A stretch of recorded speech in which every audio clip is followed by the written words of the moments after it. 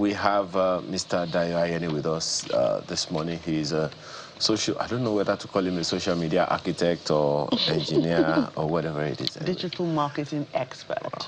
Thank you for joining us this morning. Thank you for having me on your show. It's pretty interesting that I'm having to discuss this. Really? Why? Yeah, I'm usually conservative about this aspect of social media. Okay. I've done this extensively now for 17 years. Wow. So we pioneered a lot of things. You know, these days when I go around, I see some of my old team members, former staff, are now head of digital, head of marketing and fast-moving consumer goods company all around, and I say, remember when we started this thing? So I know people don't, so when the noise go around that the things you put online cannot be forgotten. Yeah. It seems they don't realize until you get to that point where you are famous. Mm-hmm. You're trying to now make some corrections. You know, I deal with a lot of HNIs, and when I mean HNIs, to the highest level in Nigeria.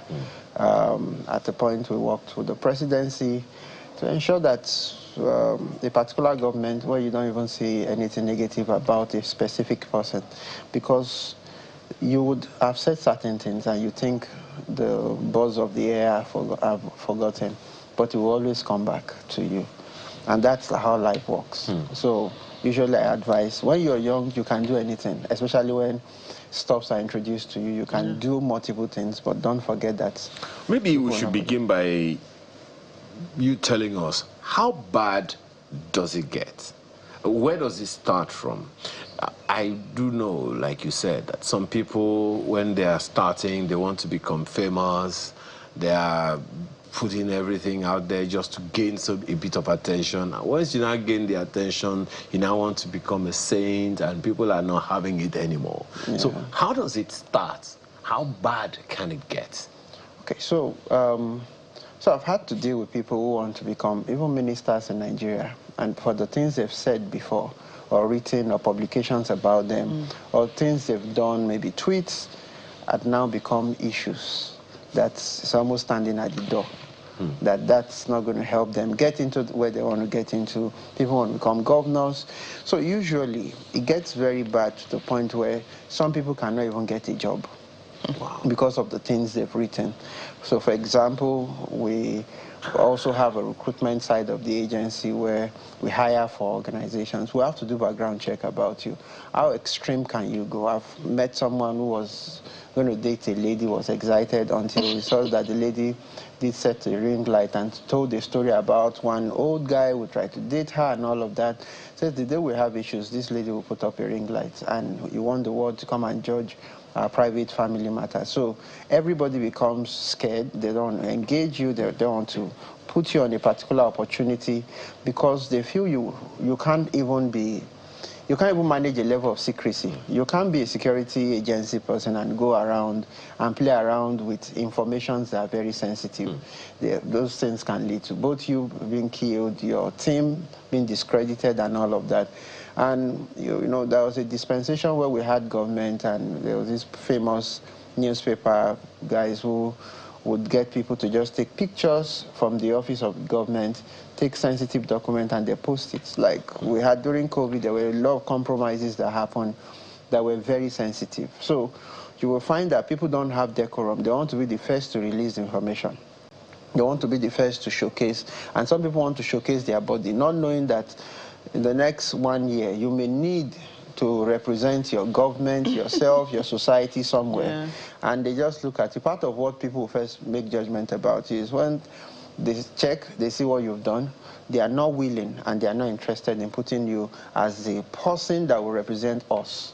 Because your moral behavior online speaks a lot about it. Some people will say what I post does not signify, does not have anything to do with my personal lifestyle. Actually, it's a reflection of your mind. It brings to mind a certain president of a European country, in the sensitive countries, I don't want to mention names, that was a comedian. And, you know, this comedian that will, you know, pull their underwear and all that. This is the president right now. But, of course, there were concerns then that, oh, this man that was on social media, always, you know, doing that, but the person still became president. But, you know, it's those kind of things you're talking about, right? That people would, what if that affected him and he couldn't become the president of that, country? There are many people such as affected even at this time. Their brands, for example, were running an influencer campaign for a particular brand.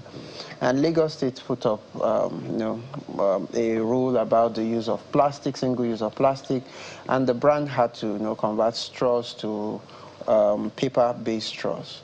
And then somehow this lady showed up and she was supposed to be our brand ambassador. We had paid you and all of that. And then you come and say, oh, your straw is not working and all of that. But before you know what's happening, we had to take you off the campaign. And you have to make a refund. So many a times, what you think are just very simple things that you can just say and go all around and think it won't have consequences. It will also affect your children.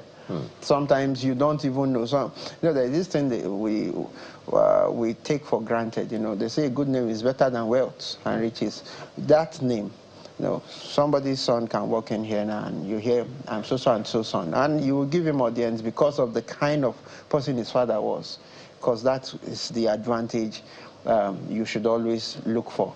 Because I have a rule, I will live more with my children internally than what I will live for them physically. Because it's that thing that would help them escalate or multiply what I live for them. Most times we're looking at wealth creation because of, oh, this one come on the show and say, I make $30,000 in 1 month, and everybody wants to be a content creator. What kind of content are you creating? Yeah, but some people I've heard, create this controversy around them purposefully to gain traction and to gain followership, even though they know that there may cause consequences and all that. So, how is that social media? So there are content that are advocacy driven, and there are some that are just for crowd generation. Most times people don't understand that streaming line. There's a famous controversial guy online who had been there, who had done pornography before, who had done all of that, and now calls everybody out at will, and because he has the audience, people will listen and they will support and all of that. That's one way. We also have non-profit organizations who are holding government accountable, who will go bring out data, show people you budgeted this amount, this is what you've done and all of that. You can still do advocacy without certain kind of lifestyle. And because the young team in youth, especially when you're now dealing with the Gen Z going to Gen Alpha, they want to be seen, they like that kind of presence. Meanwhile, I sit down and I do analysis of most people's data, and I see that, oh, these guys are using it to drive their daily livelihood because YouTube will pay them something, so I'll pay them something. Even in the religious space too, it's always like that. So I consult for a particular brand, a pastor who does leadership, and he says to me that, so we did something in Houston, and when they came for prayer meetings, when people, another pastor came for prayer meetings, there was a long queue, a very long queue. The halls were full, and everywhere was choked. But when it came to leadership development, we only had maybe about 200 people in the hall. And I said, what's going on here? So the kind of things that drives us in this culture, the kind of things we're interested in, are very interesting things that you ask yourself, so how does this bring value to the society? You talk about education, you talk about exposure, you talk about healthcare. You can give out solid information about healthcare without being nasty or being sarcastic about it or being naked about it. It leads to this question, Mr. Ayeni, about the culture of, should I say, disrespect? I don't know a better word to use, because some people just give it to them as it is hot. Yeah, exactly. Just say it the way it comes. I'm just speaking my mind. Yeah, that's disrespect. They don't understand honor. Exactly, exactly. Respect, So, what culture did we do? Because I can't, for the life of me, thank God my dad is late. Because there are some things. Thanking God that I can't. I'm telling you, I can't imagine saying some things, knowing that my dad will hear you. Is nearby. He's nearby, yes. Or can read that thing. You first of all, whose son are you? So if those things aren't playing out anymore, is it a function of culture? Is it a function of, we're looking at this from a family, a lifestyle, perspective, Mr. Eni. So what is it that leads people into that kind of lifestyle of disregard for honor, just as you said, or even of the first decency? primary driver is, so I have kids. My son is a teenager, and my daughter is close around that age. And I've noticed that there's a missing gap in parenting. I grew up in a moderately okay home, let's say above the line home. My dad had all the cars and all of that, but there was still discipline. There was still regulation. You know when to eat, you know when to sleep, and all of that. Many a times we've left that generation where there is control, where we feel, oh, we're putting too much on these kids. We're using devices as a substitute for parenting. We're using non-availability as parents. We then have helps. We have all of that. We had helps growing up. But that doesn't mean that on Sunday you won't go and pound yam. There is nothing the help is doing in the kitchen. You pound. I cook. I do everything at home. And I would do all the domestic work. Everybody had the portion of what you must sweep before you go to school in the morning. Those were normal discipline. So it helps you build routine. It helps you build honor. It helps you build decorum. Elders cannot be speaking and then you then say, well, I have an idea. You keep quiet. I have an idea. So sometimes we then say, oh, we want them to speak up. Yes, I allow my kids speak up. My children ask me questions, very interesting questions that sometimes I'm wondering, okay, some I have to behave myself. I'm responsible about it. But there is that gap where you then make the child understand that the culture, we're not in another country. I've lived my life in the United States for a while, so I've seen things. I did some schooling in Harvard. I've done stuff. So I've seen exposure. I've seen conversations. I've been to Lagos Business School too, but in Harvard, you can wear T-shirts to class sometimes. But if you go for executive classes, you have to dress in a particular way because other executives are in that class. If you go to Lagos Business, you have to dress fully kitted. So people don't understand that there is always that respect, that you accord yourself. The way you've been perceived comes with several things. There's also the place where you're speaking your mind at your own detriment. So they look at you, no problem, but you will not be in this room next time again. So the opportunities that are supposed to be accrued to you will not come there. Somebody that is supposed to speak for you, especially your biggest opportunity in life, will come with somebody speaking for you in a room you would never belong to. So somehow they want to make a decision about maybe who will become the next commissioner in your state. You won't be in that room. The governor and his team and the politics will go on and they say, oh, we nominate you, Joke, to become the commissioner for communication.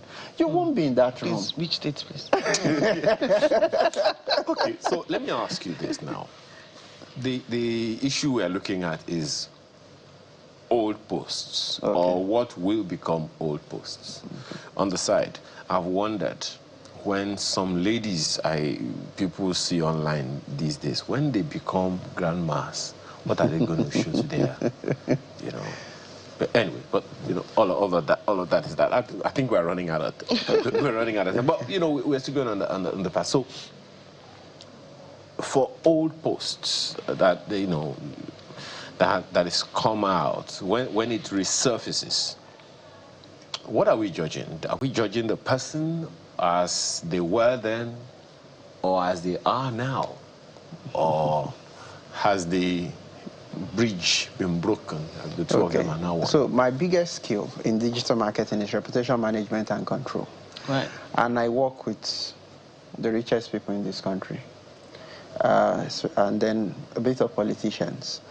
Nothing is called old posts. Oh, wow. The way you're being viewed. So we had a project. I'll tell you, like, open projects, things that I can give you reference to. Sometime in 2014, there was an election, and somewhere in a particular state in the east, a young man was caught with a lot of voters' cards and all of that. He was on the floor, and the pictures were taken, and everything landed on Naira land.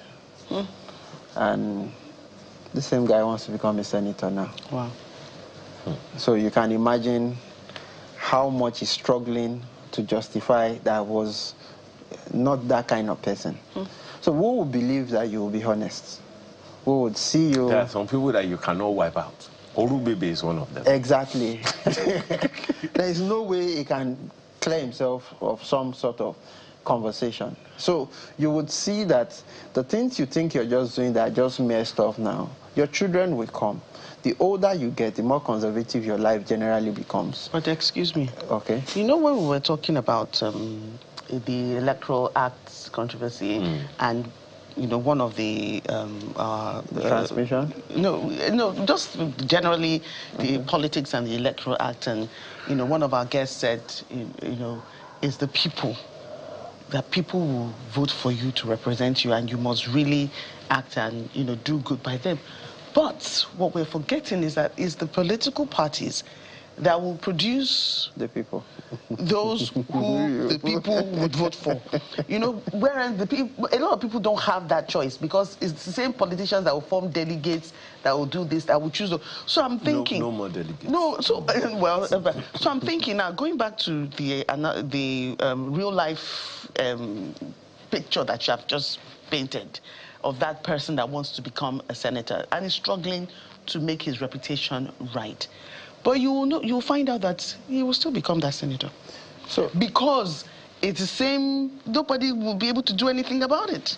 So, I will not deny the fact that the person can still become a senator, but you will work harder than the person who didn't have those kind of records. Right? If you're once tagged a thief, for you to wash yourself clean in this society, you have to do... And now work in the treasury. Exactly. They will still give you something, but everybody will look at you with an extra eye. But who are those people looking at you with extra eye? So you know, there is also a popular problem that we all have that we don't know. We want to change Nigeria, but we don't join the political parties. Yeah, Because you need to join that party to make things happen. And you said, oh, I have a better integrity than you guys. But you're not in that system, so they will still produce that same guy, which is something we cannot go against. The guy has been funding the party for maybe 2-3 years, and you come now and say you want to become. You can never cross that line. Yes. You can just be famous, you know. I once led a team, one of the guy who I think was number 4, number 5 on the ballot box for the presidential election in 2019. I was the national campaign director. So I've seen things. I've sat down with politicians. I think the only person I didn't meet at that time was the president. I met everybody you want to think of. So I've seen things, I've had them, and your records will always speak for you. Okay. You know, that's one politician I ever worked with that was not womanizing. One politician that when he says yes, he says yes. But because he didn't understand the antics of how Nigerian politics works, of maybe you're doing envelope-based stuff, it became a problem for us. And it was, you know, he was trying to do it the right way, where we assumed it's done in the Western world. In Nigeria, there are certain things that stomach infrastructure is still stomach infrastructure. The poverty is there, and that's why, you know, the earlier conversation you're having about terrorism and all of that will still happen. I grew up in the North, so I understand what happened. I was going to say that your name doesn't correlate with how you look out. No, in Kaduna, during the riots, we were jumping dead bodies. I was seeing pigs eat dead bodies where we were. So I've seen things, and I know what triggers these things. Okay. Now, let's go to the family. I think you had referenced it earlier. You've said that some parents outsource, interesting choice of words, outsource the availability to technology. Yeah. Now, those children are going to grow up hugging their devices like their lives depend on it. So what are the safeguards that the young adults, the teenagers, 20-something-year-olds who are looking for some relevance should be building for themselves? What are the kind of safeguards that parents right now should raise their children with, so that they can actually leave the kind of legacy you're trying to leave for your children, which is more intangible but substantive, you know, inheritance than the money and all of those things? So fantastic. So I like that kind of question. My son does not have a phone currently. Not because he doesn't know how to use a phone, but it's going to be a distraction to him for the kind of life I want him to have. Now, discipline that you learn before you're 15 in your life would help you grow and stay longer than any other thing. I left home at 16 for the university, went to look for admission and all of that. Those disciplines that my parents taught me were the things that kept me through the process. I remember at 17, thereabout, some guy I was following all around said we should join a court. And I said I can't because, you know, I just can't, because I knew where I was going. I just thought of it. There was a time there was a shooting, you know, in the school I attended in the north, and they killed the students. A couple of people arrested, and it's not like the days of social media now where your parents can have phones, they can just carry their phone and call you. My dad was saying it at home, my son cannot be inside that car. He's so sure that he knew what he had trained me for. Now, those trainings are difficult. Boring is good for children. Yeah. Let there be sometimes that they say they feel bored. For example, you don't use device in my house till it's Friday. So on Friday, you're looking forward to it. It helps you build a discipline. My son plays 20 minutes of PS5. If he had done his assignments and had performed well during the week, because the school in the United States, so there is actually the assessment for the week. If you have a C, it doesn't even bother to come and meet us that day I want to get my PS. It's not thinking about, because it's a discipline. He understands that he has access to technology. Even in school, some of the things we first struggled with was that, you know, because they use a lot of laptops and desktop and all of that, he finishes his stuff very fast, then switch to a gaming site. When the report came, he understood that this is going to earn me more penalties at home. So he no longer does that now. I said, go over your work 2-3 times. His performance jumped from having 79 and now he started having 90-something. He understood that this time. So it's a culture. You would hear kids say things, and you're looking at your future. When, okay, so I choose that 21 or something, I want to become XYZ in my life. Decide now the kind of content you start consuming, because that is what will come out of you in your nearest future. I won't be seated here if I was a riff rat on the streets. Yes. If I was not having something. I'd done 43 certifications in my field. So I had spent time. The day I lost my dad, I remember that night I couldn't sleep. I was struggling. I did 6 certifications that night because that was how I could channel that energy. So most times, the way you have an outburst, or maybe you feel the society is pressurizing you, it wasn't easy. I came to Lagos not knowing anybody. I would trek from Acme Road to Nikman. I was living in my uncle's house. I slept under the bridge for the first 1 week in Lagos because the guy who said he was going to host me was not available. So when I go through all that process, and I was sleeping on a couch for 18 months, my mind was telling me, in this same Lagos, I will survive, I will make money, I will build houses, I will buy cars. All of that I've crossed. Why? Because I was very deliberate. I had over 200 CVs. I was distributing like flyers in 2009 across VI. That was how I knew the whole road network, because I would go around. That is how you develop. So when I start telling this as a story now, it's a content. So what content do you want to tell your younger self? What do you want to tell the next generation when you grow up? Was it that, oh, I just woke up, I did TikTok, I was masturbating online live? You saw what TikTok was, had to block Nigerians from? Because many a time you think, oh, matchmaking. When you say matchmaking, if a guy does matchmaking, it's seen as trafficking most times.